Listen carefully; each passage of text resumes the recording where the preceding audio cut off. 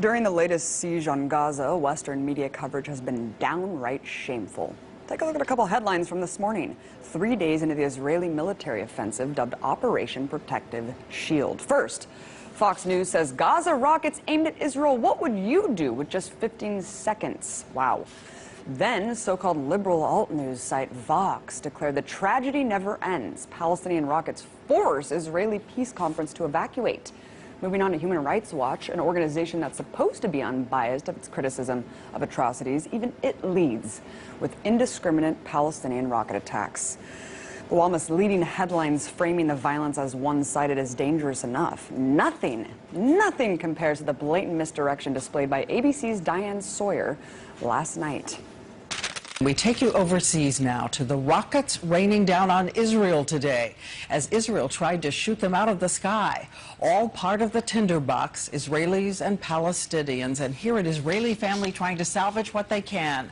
One woman standing speechless among the ruins. See, the only problem with this broadcast was that the photos Sawyer showed of bombed out buildings and Israeli families trying to salvage the remnants of their homes were actually Palestinians in Gaza City. Now, thankfully, there's been so much outrage over this egregious mistake that ABC has already issued an apology online and claims that it will make another one on air. But how many people will see the correction? How many watching that report saw those horrifying images and thought, wow, look at how much damage Hamas rockets are doing? See, photos of Israeli homes being destroyed in a similar fashion simply don't exist. And whatever damage is done by rockets pales in comparison to Israel's aerial bombings.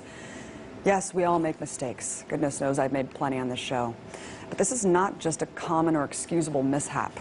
As journalist Rania Kalik explains, Sawyer's bald misreporting reflects either a deliberate lie by ABC News or willful ignorance so severe that Palestinian death and misery is invisible even when it's staring ABC producers square in the face.